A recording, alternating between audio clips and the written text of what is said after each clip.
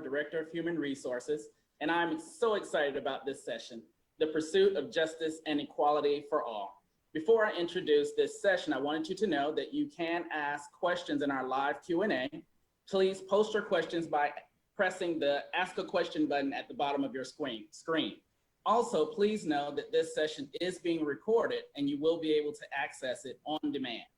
We're thrilled to have two truly dynamic guests with us today, so please allow me to present to you Jennifer Williams, Senior Director of Enterprise Inclusion, and Dennis Williams, Senior Vice President of Corporate Social Responsibility. And they are no relation. Just good friends. That's right. So, Jennifer, I noticed that in your title, it says enterprise inclusion and not diversity and inclusion. Tell us a little bit about that. Yeah, sure. I'd love to. So we think about, and really we also, what's not there is we want to make sure equity is included in that conversation as well. But here's what we know.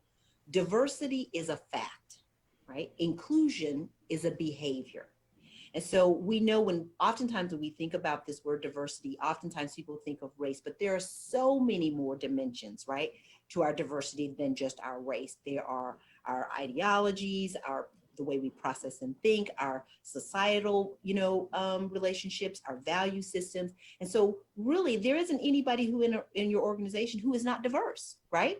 And so that's a fact. That comes with the person when they come in the door. And so really what we want to encourage and we want to highlight is that once you get in, we want to make sure that all of those selves that you bring to work are then included, right? Those ideas, those backgrounds, those experiences.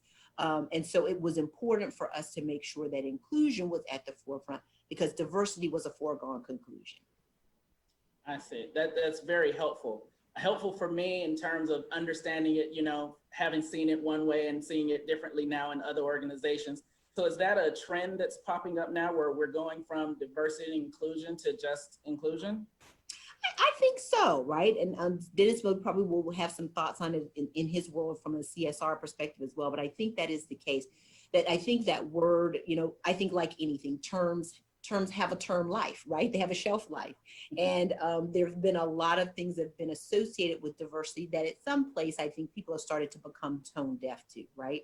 And because, in particular in the US, we are becoming much more diverse, right? In terms of in terms of the general demographics and population. And so this idea of diversity, again, becomes a foregone conclusion. We expect it, right? We expect it to be in the room. We expect it to be in our classrooms. We expect it to be in our schools.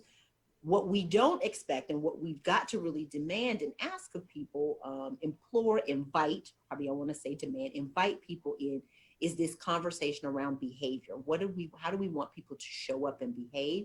And that really is what organizations are spending a lot of their time around, is those behaviors that really create the kind of culture that creates, the opportunity for everybody, again, to bring their best selves to work and their full selves to work. And so I think that that's part of what you're seeing in terms of the trend. Dennis, I don't know if you feel differently. I mean, you're the expert. I mean, that was a master class, Jennifer.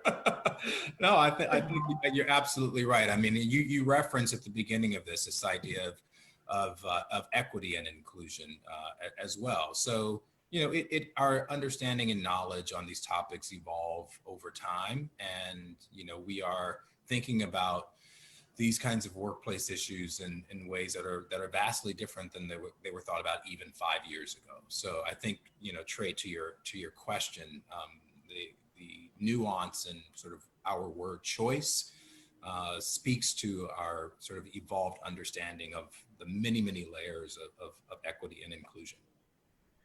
So Jennifer said when she was speaking that you would have some different thoughts as it relates to CSR. And so CSR is corporate social responsibility, but what exactly is that?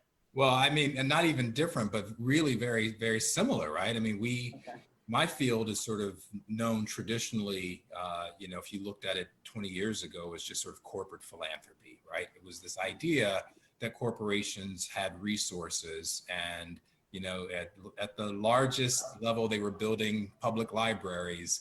At the smallest levels, they were sponsoring little league teams, right? And so that was seen as enough, right? That was your the debt that you paid to society was sort of writing a check when you could.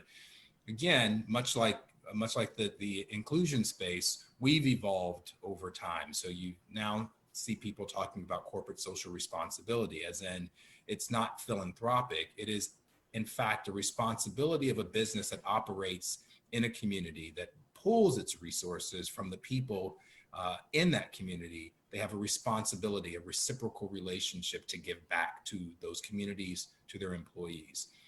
My team might tell you that even now, after having done this for 10 years, I'm out of step, right? The next iteration of this is social impact. So you have a responsibility, but now the question is, what is the impact of your efforts? Are you making systemic change? And I think,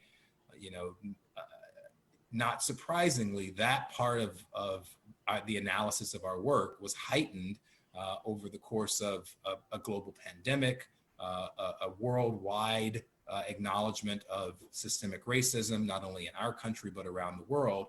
And so now people start to interrogate and ask different questions around this field. And that is, are you using all of your resources for positive change? I see. And that kind of brings us full circle now back to Jennifer, where we're starting to talk about that inclusion behavior and use of resources. So Jennifer, what are we seeing kind of out there in this inclusion space around use of corporate resources to kind of fuel this movement that Dennis is speaking to?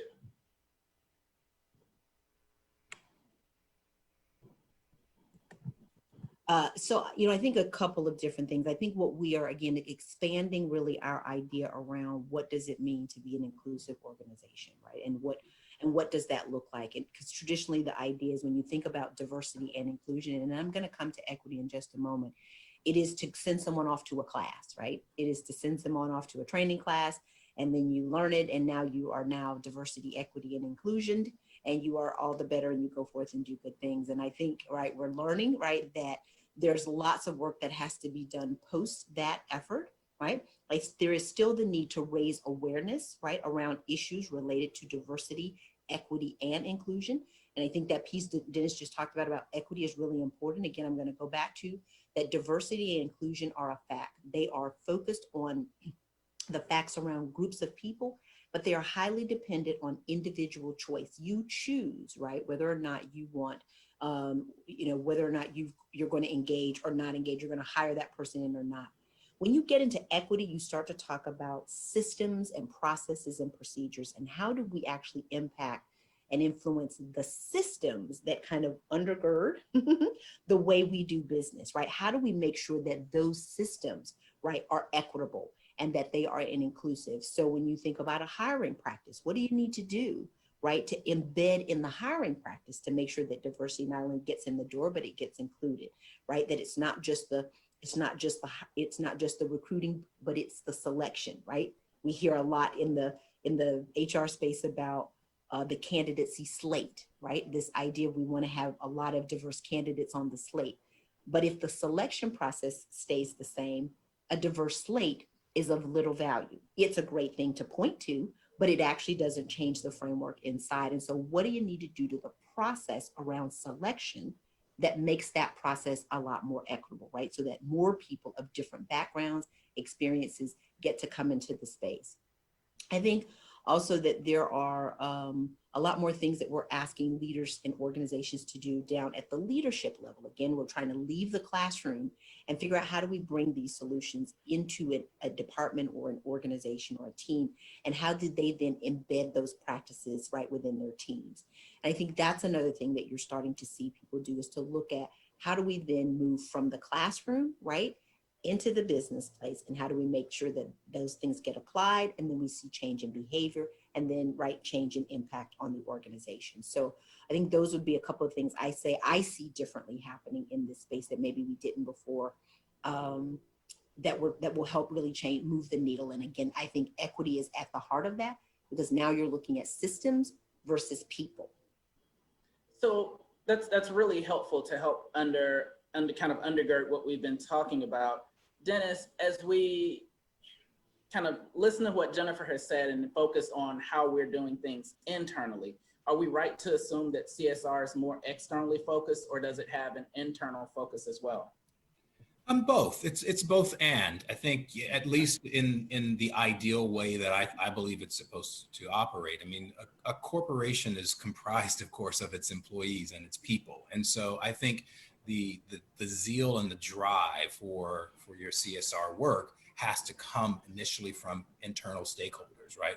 Your employees, your leadership, managers, right? One of the things, for example, that I always point to, I talk to young people as they're going to interview at companies, and they want to know whether or not they should or should not take an opportunity, or is the company worth looking at.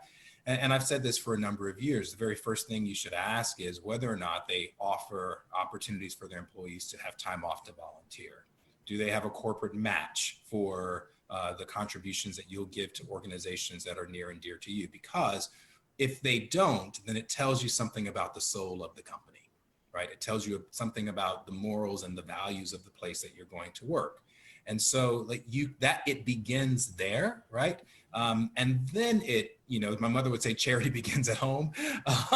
And then you can go out, right? And you're equipped and have a strategic approach to what you're going to represent and how your brand is going to be represented in external situations and in external communities. Mm-hmm. I like the way you pull that together, and the whole idea of companies having a soul. Mm-hmm. That makes a lot of sense as we began to think about where we not only go to work, but where we spend our money and the organizations that we support and all those kinds of things too. And as we think about organizations having a soul, if you will, that's kind of comprised of its company's values and morals, as kind of personifying an organization. What impact do you both think that company values have on how both of your roles, or both of the efforts of your roles rather, play out in a day-to-day way? Mm-hmm. Mm-hmm.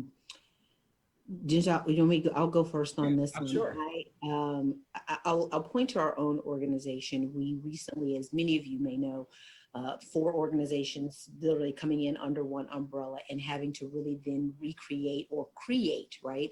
What are the new value systems that we hold true right now under this new umbrella? What does it mean to have, what does the culture at now WarnerMedia look like? And making sure that what was embedded in that culture was threads related to inclusion, right? That it is literally baked into the way we not only do business, but it says what we value. And then we spell out even further from that, here's what that behavior looks like. When we say we mean inclusion, right? Here's what that looks like. So that when you're in a meeting or you're having a conversation with someone and they are operating inconsistent with the value, then you don't have to point to the person, you point to the value, right? You say, hey, listen, we said we were going to be inclusive in our conversations. We were going to challenge the status quo. We were going to, offer up different opinions. And it appears that we don't seem to be doing that. Can we talk about is this a new model, right? Or have we just maybe gotten off of center, right? And how do we bring ourselves back around? So I think it gives employees, the language with which to talk to their colleagues and interact with each other in ways that are then consistent with the way the organization wants it to operate. And I do think that that's extremely important, that values tied to that diversity and inclusion is tied to our values, and those values then are what we expect people to live out. And I do think, to your point, that is, as Dennis talks about the soul of the company, I think prospective employees are looking for that, mm-hmm. right? They're looking, that becomes a proof point for them as they begin to search for organizations. Dennis, do you want to share anything else from your side? I mean, Jennifer, you set it up beautifully. Yeah, absolutely. I think, in terms of whether you're talking about prospective employees or even people that will come to do business with you, now what we're talking about is your company's reputation, right? Not who do you say you are, but who do people say you are when you're not in the room? That's your real reputation.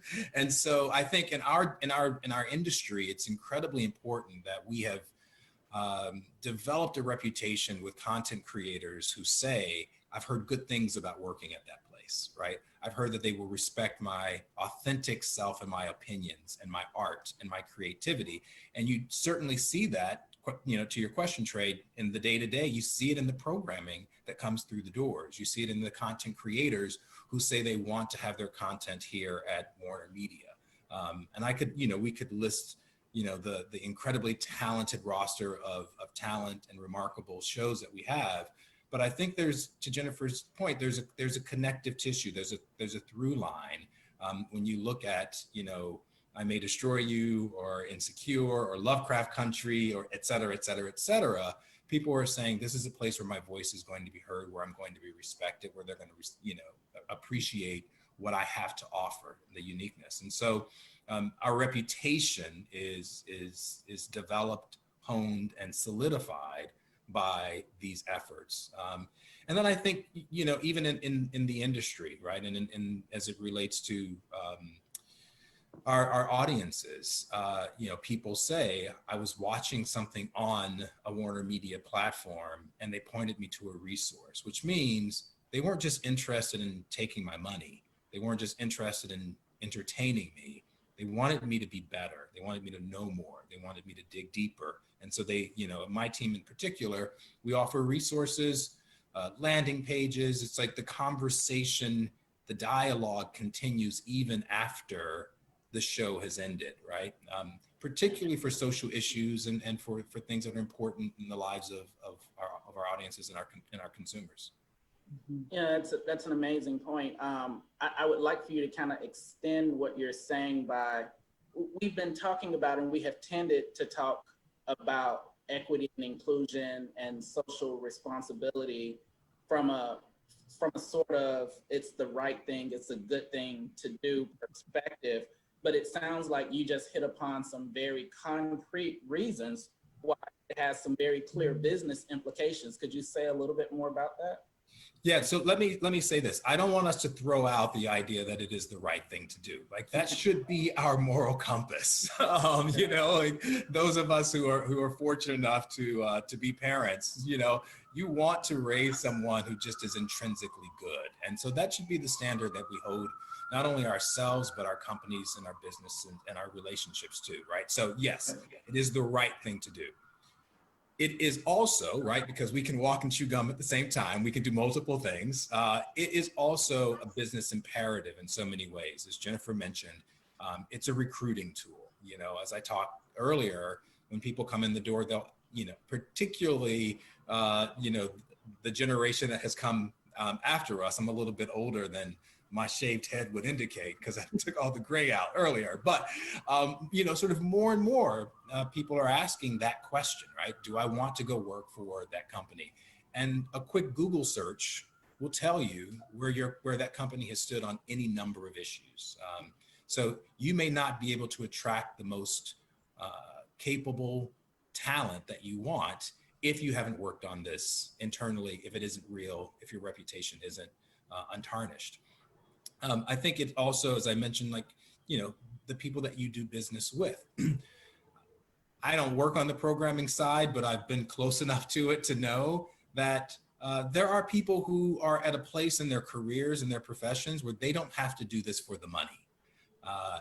Their art, they want their art to have purpose. They want their lives to have meaning, right? You look at someone like an Ava DuVernay, Ava has an intentional point of view with her art and her creativity, and she needs partners that are aligned with her in those efforts, right? Partners whose moral values reflect her own. And Ava's one of many people. So again, it impacts who you attract to your company, the people who want to do business. And I think also, as I mentioned earlier, your consumers. It's like if you turn on, you have a choice of lots and lots of different channels, and you instinctively think there's going to be something good for me if I turn on this particular channel, then you're more likely to go there, right? And we all know that's what feeds the bottom line of our company, is sort of when people decide to engage with our platforms. So across the board, it is good, but it is also business.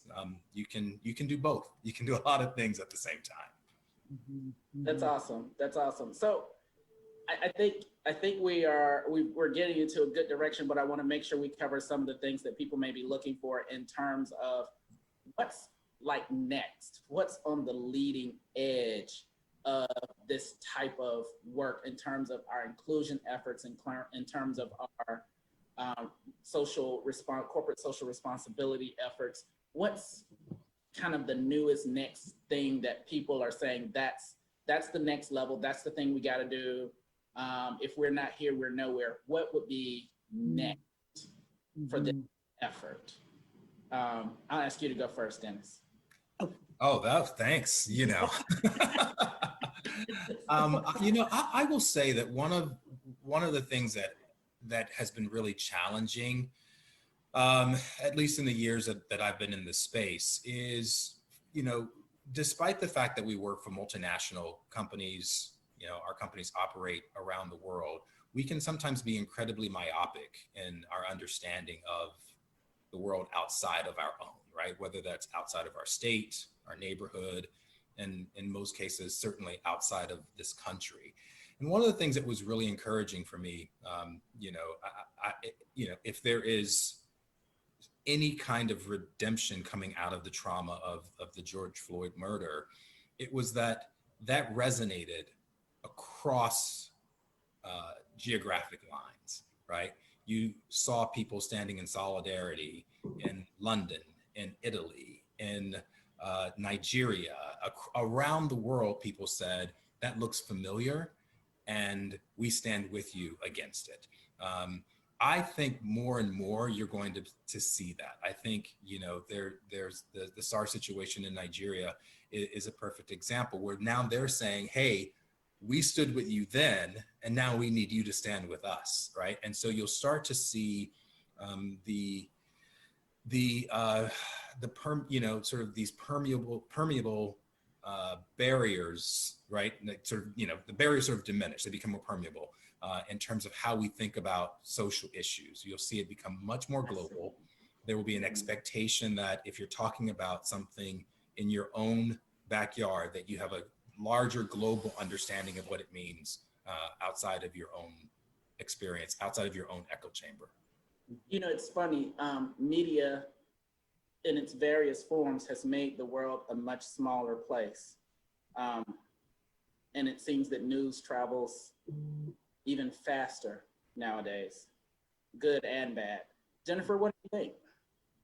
Yeah, I certainly agree with that statement, and I'm going to agree with Dennis again on this. When you say kind of what are the things that are next, and what are people looking for, expecting for corporations in the space around DEI? I think you're going to see more and more expectations of leaders making public statements, right? You've seen that, right? That people want to know, where does this company stand in the midst of this crisis? Where do you stand, right? Are you with us? Are you against us? Or right, where are you? Because as Dennis talked about, you are a brand, right? And I buy a brand, and that brand comes with it lots and lots of things, right? And so for those of you who may be as mature as you remember during the apartheid age, right? There was a demand that if you did business in South Africa, then people divested. They did not want to do business with you. And I think we're going to see, as the social and moral compass, right, of the organization, social justice movements move further and further right into the forefront and really shape and form things, you're going to see organizations needing to really plant a flag, right, and stand clearly with what they believe in and what they don't, even if the answer is they don't, right? People just want to know where you stand so they can figure out how to either galvanize themselves and get around you and get in the boat with you, right, or not. And so I think that is, a thing. I think the other thing, though, is that right on the heels of that, though, people are quickly starting to see that there has got to be more to it than just the lip service, right? And so while people will make these grand statements and grand gestures, what we are, in particular at WarnerMedia, we are really being adamant about is that we can actually measure the impact of what we say we're going to do, because there is where the rubber meets the road. If you, for the 50 companies that made a statement on the heels of George Floyd's death about what they will do, if you come back to them in a year, it'll be interesting to see if they actually did any of those things, right? Did they actually do what they said they were going to do? And then how did they measure the impact of that, right? And were those things substantive enough, right? So we've also all been down that journey of doing things to placate, right? And so I think, again, with the social justice arm, really just the movement's really becoming more at the forefront of even our news and our political space, that people want to see tangible, right, results, and they're going to demand that of their companies and their organizations that they do business with. And I'll take that even a step further. As Dennis talked about who people want to do business with, we found even most recently that we've been pulled into RFP conversations with some of our sales partners, right? The sales team is selling ad sales to an organization, and the organization wants to know, what is your strategy around diversity, equity, inclusion, right? Where do you stand in relationship to that? We want to know that, because not only does our talent want to know that, but people who do business with us, right? People who buy time on our network want to know where we stand. And so this idea of really being that D&I is a business imperative, and it becomes integral part of the way we do business. And it becomes a competitive advantage for you in the marketplace. And then thereby it becomes a beacon for you to be identified as a great place to work. To Dennis's point, it becomes, right, each one begets the next one. And so I think that those are a couple of things, please excuse me, that I would say I see coming on the line. And I'm going to go back to that equity piece again, right? Again, this idea of the classes alone, right, being enough. We've got to move to the next stage. And we realize that while classes are great for raising awareness and deepening understanding, what we need and what we're seeing is that we need the actual fabric underneath, right? We're calling it inside the organization the built landscape, right? That these systems rest on. Those need to be investigated. What do your hiring practices look like? What are your governing processes for how you do talent management? What are the policies you put in place around performance calibration? What does the day-to-day interactions look like on your team that builds the culture, right? Who gets to participate? Who doesn't get to participate? Really looking at things from a systemic standpoint, I think, is the next evolution, right? And how do we address it? Because as we've all heard, we keep hearing systemic racism, right? Systemic misogyny, systemic. So the question is, how do we get to the systems, the root cause, and really begin to change policies and procedures in those spaces so that it's no longer dependent on the great benevolent person, right? Who is the big champion, you know, that person. And they're wonderful. I don't want to say that they're bad, but the legacy that person can leave behind is if they change the systems in the departments that they live in, so that long after they are gone, those inclusive and equitable systems live on past them and continue to work even when they're not around. So you said something, and I don't want us to glaze over it, because I think it's important for people to understand. So I'm gonna put you on the spot just a little bit, Jennifer. That part of our efforts, or that it'll be at least interesting to see what the things that people promised this year and their impacts next year. What's the suggestion around how can someone, or how should organizations be looking to measure these efforts or these behaviors? Because I think it's great to do, but then if we don't know what to expect or even how to measure what we get, how do we know if we did good or not? So what are some thoughts around how those should get measured? And I'll come to you next, Dennis, because I think it's important that we understand it from the CSR perspective as well. Yeah, you know that you put me on the spot there, that's for sure. Yeah, but here's what I'll say about that. I really think that's such a big question to ask, because I think it is different based on the company, right? What I think is important for companies to ask is they need to ask their customers. And you have different layers of customers. Your employees are a customer base, your consumers, right? In our case, right? Our viewers are a customer base. Our talent is a customer base, right? The vendors with whom and I think you have to ask each one of those customers, right?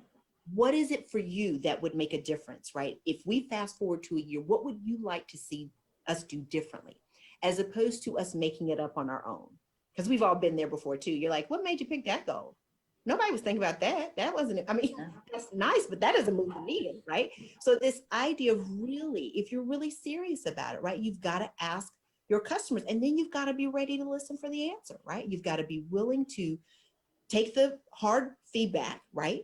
And then be willing to do something, and then pick one thing, right? Let's don't make 10 things we think we can do, right? Let's pick, 2 or 3 things we think we could do really well, and we have the ability to measure, right? Because there are lots of things we could do, but we can't measure. And then put the yardstick in place and get about the business of doing it. Because here's what I think will happen, again, coming from CNN, where we know the news cycle is 13 weeks. I think that's what the CNNers will tell us, right? That a news cycle, the story will run about 13 weeks before it peters itself out, right? And so what we know in media is that our memories are short, right? We have a forgetting curve. And so last year, when we made those proclamations, people were very excited, right? And that caused a wave of people to rush in and participate and engage and buy. But they bank on the fact that people won't remember that a year later, right? That they won't hold them accountable for it a year later, and they won't have to do anything big. And we've made the choice that we want to not only pick things that we think are important, but we want to show you, right? We want to, in a year, right, come back and tell you, in case you forgot, we told you a year we were going to do this. This year, we want you to see our report card. Here's what we did. Hold us accountable for that, right? Measure us against what we said we were going to do. And that's how you decide if you want to continue to do business with us. And I think the more companies who do that, it will put the spotlight on others who are not. Yeah, I think part of it too is, to your earlier point, by picking things that are important to the people who are going to be around you most frequently, it kind of, I think I've heard you say this before, Dennis, that the rising tide lifts all ships. Mm-hmm. Yeah. I think that's a really interesting way to look at it. Dennis, what do you want to add to that? Not much. I mean, Jennifer said it all. I think that, the thing that the measurement really is about accountability. And for in so many instances, I have either forgotten or moved on or, in the past.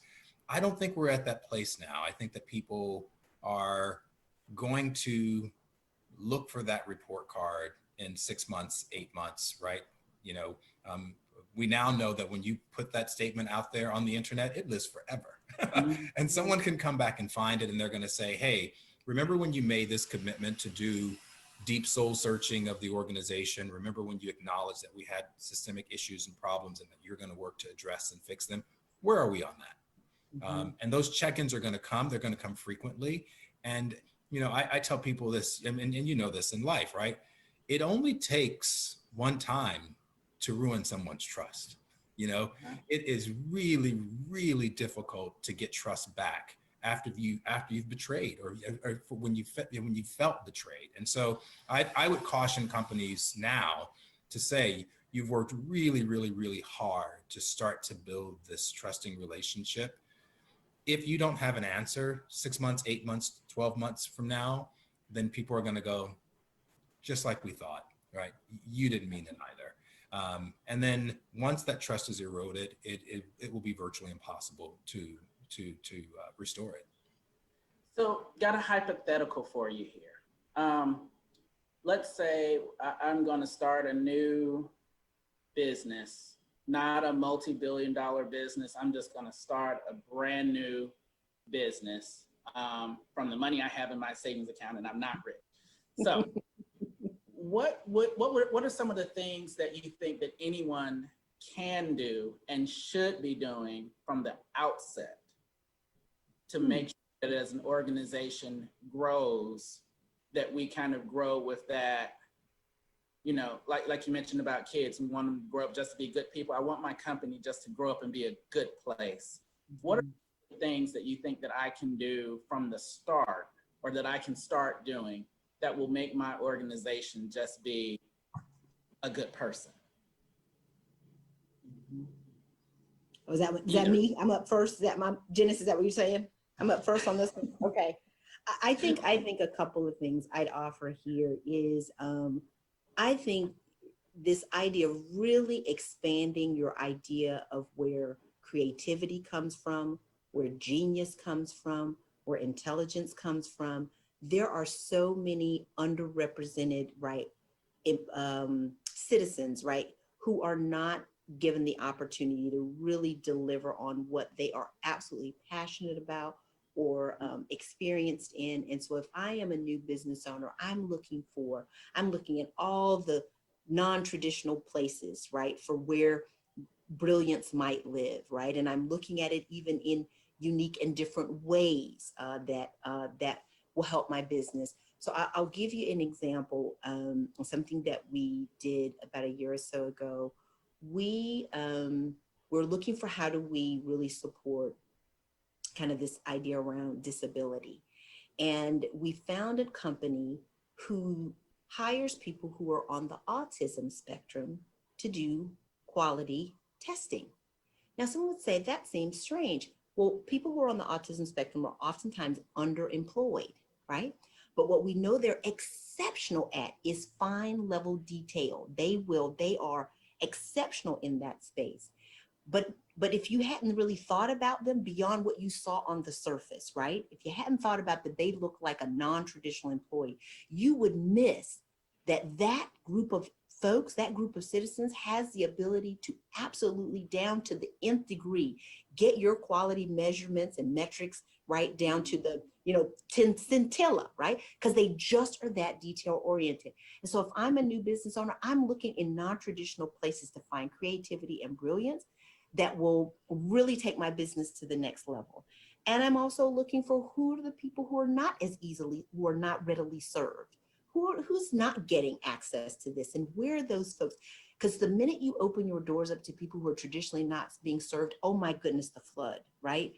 Of people who come in, who are supportive of you. You get not only them, but you get their families who've been on the outs, right? For oftentimes because no one is servicing those. So those might be places if I were a new business owner. Again, I'm speaking from the diversity. I got to think from the diversity and inclusion standpoint. What would I be looking for? And those are the two things I'd look for.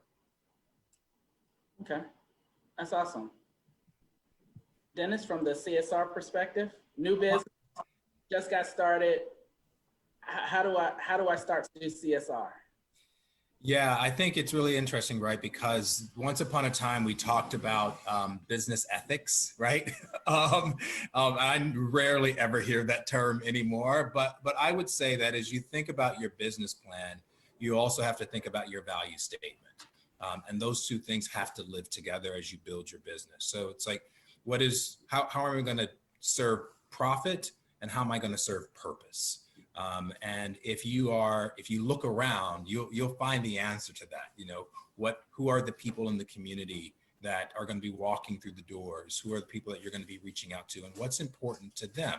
It's super easy, right? When I walk into a place and I see even a pink ribbon for breast cancer, that connects to me personally.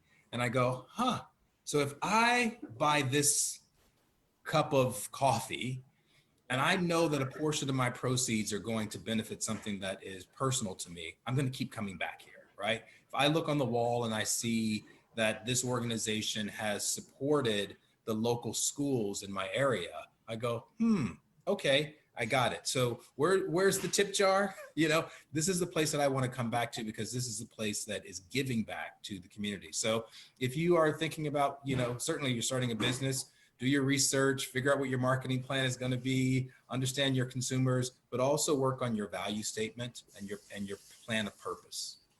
Okay, so it seems like we're running out of time, but there's one more thing that I'd like to get from each of you before we end.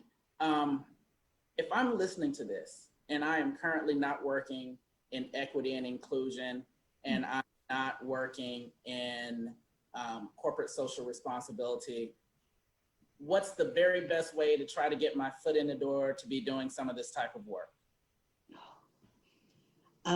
For me, I would say volunteer, right? I think if you're inside of an organization, your company has all kinds of initiatives going on, right? That they can use an extra pair of hands for. I would say raise your hand and volunteer.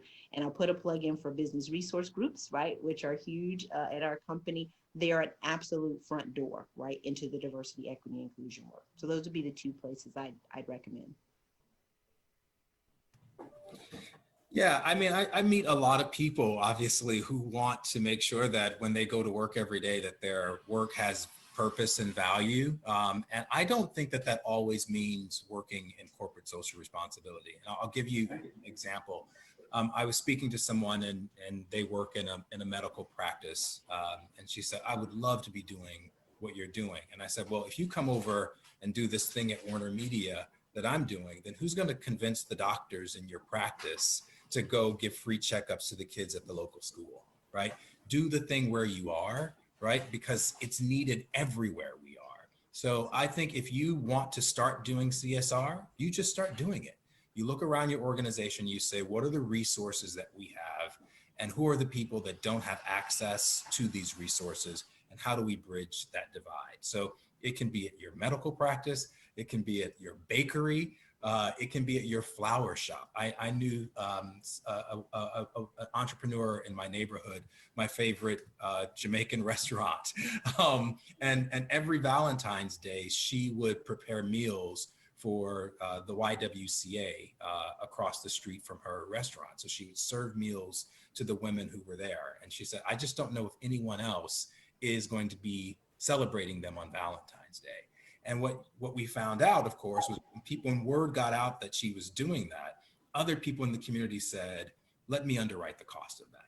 Right. So it comes back to you. We know this, like these are the values that we were raised with. The good that you do comes back to you tenfold. Right. And so I think, if you want to start doing it, just start doing it where you are. That's awesome. That's awesome. I appreciate you both for joining us today. This has been a wonderful conversation. And now we'll be moving to our Q&A. Thanks.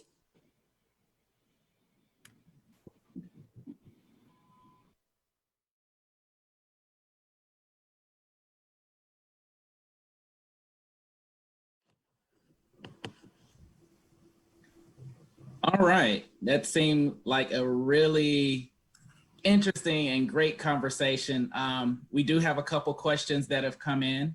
The first question being, other than the hiring process, do you have any ideas you can share on how HR can incorporate inclusive practices and processes into the employee life cycle? For example, onboarding, performance reviews, development.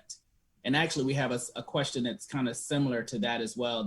There was someone else who wanted to know, what are some of the things that we're doing in those areas? Yeah, so I think that one's me, right? So I will say a couple of things, right? And as you think about talent management, to your point, there are other areas, you think about talent management, and you think about what's the current processes that are used today in order to develop folks on your team, project assignments, key stretch assignments, and really spending some time really evaluating and taking a look at who's getting those assignments today. And then, literally, you've got to look at the numbers, right? Who's getting those assignments today? And then take a step back and say, are we being inclusive in terms of our opportunities to give people opportunities to develop? And I say that because what oftentimes people say was everybody got a chance to get an assignment. And while that is great, right? Equality, everybody got a chance. The question is, when you start to think about this from an equitable standpoint, and you start to think about it from a diversity inclusion, it's what are the assignments that people are getting? Are we finding that certain groups are getting certain kinds of assignments and other groups are getting different kinds of assignments? And so how do we put systems, again, structures and processes in place to make sure that there is an equitable distribution of opportunities around the table, right? Around the team. So I'd say to you that's probably one of the places. I think as you look at performance calibration, performance management, again, it's back to this idea of the yardstick, right? We're all familiar with the rating scale and, 1, 2, or 3 is the rating, and really examining, taking a step back and examining one in particular, right? Are those really the right ways to define performance on the team? I think the second is, are there other things that we need to be including in performance calibration beyond the traditional standards? Like there is the what of the job, and then there is the how of the job. And are we measuring how people are doing relative to diversity and inclusion, right? How are we measuring leaders on how they are doing the work? And are they being inclusive? Are they incorporating diverse ideas, ideologies, people to the plate? Is that a thing that we value? And if it is, it needs to be part of the performance metric that we use. So again, I think those are two places I would look in the employee life cycle to help with that. Dennis, do you have any thoughts on that one? Or? No, I think that's totally in your lane. But I think all those things are absolutely right. I echo what you say about looking at the kinds of opportunities that various employees are given. I've seen this time and time again. People who come in with a particular skill set, particularly diverse people, are often pigeonholed or niched into that, right? And so you'll say like, oh, this person's really, really good at speaking to the Latino community. But then when there's an opportunity to speak more broadly, you don't go to that same person. You say, well, no, they're really good at that, so I'm going to bring someone else in to do this other thing, as opposed to thinking about how you develop that person, provide them with an equitable amount of opportunities to develop them professionally. Mm-hmm. Absolutely. Yeah, that makes definitely a lot of sense in terms of the development and the skill set, and then later looking for those skill sets and you've not developed them, how can you expect people to be successful? Our next question is, who was the company that you worked with to hire the differently abled employees? Yeah, great question. The name of the company is called Ultra Testing. They're out of New York. The headquarters are in New York. And again, what they do for you, just really quickly, is they are a contingent workforce. So you don't have to hire them, right? You contract out. So there is a management team there that helps to manage some of the nuances that raise a flag sometimes for managers when they want to manage someone that is differently able. So they take on all of that responsibility for you, and then provide you the resources to be able to do the work. The other thing I really love about Ultra, though, is that they will, if you are willing, they will begin to do the training with your leaders, right? If you're a manager of someone who is on the autism spectrum, they will provide training to you as a manager for how to support that person. Because oftentimes people don't do it because they're just ill-equipped. They don't know how to do it. And that firm is really adamant about building that skill set internal. So I highly recommend them. Yeah, I think there's also, there are opportunities within the nonprofit space, nonprofit organizations that work specifically. I mean, and Jennifer, the example that you gave was people who are on the spectrum. There's an organization that we've partnered with a number of times and done some fundraising for called Next for Autism. And one of their core capabilities is connecting corporations to their constituents who are looking for jobs and sort of figuring out, what the skill set is that the company is looking for and how that matches with their constituents and what their abilities are. So Next for Autism is one that I'd recommend on the nonprofit side. Yeah, absolutely. Well, that's awesome. I think there's a similar organization here in Atlanta as well that does some work in that same space called the Bobby Dodd Institute. Also employing people who are differently able, and they also will help managers understand how to manage and teams how to team with people who are differently able. Go to our next question. I think this one is for you, Dennis. We know that the world is becoming more global. How do we coach our leaders to be ready to speak to the social injustice issues of the day?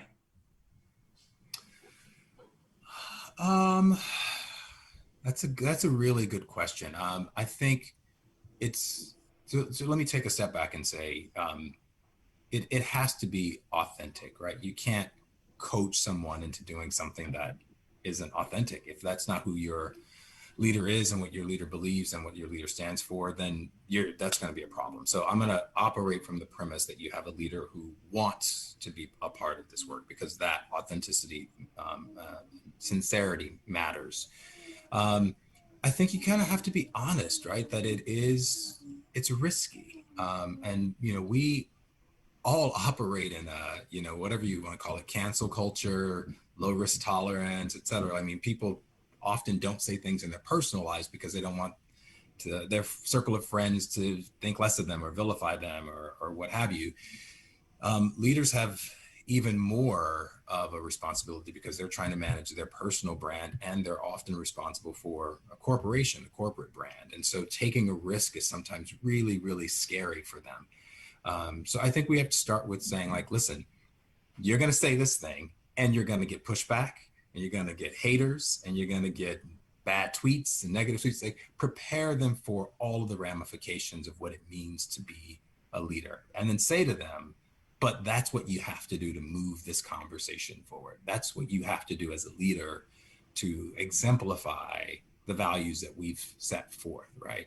That comes with the territory. And I think if you can just get people don't like to be caught off guard. And so get them prepared for whatever the surprise is. And Jennifer, talked about this, in her remarks as well. It's like, we have these, we have a brand that we're managing, and leaders are responsible, for those brands. But if you put it out there, people are going to hold you accountable for it, right? And so you have to say, are you willing to take the risk and be accountable for it? And if those two things work, then that coaching process is much easier.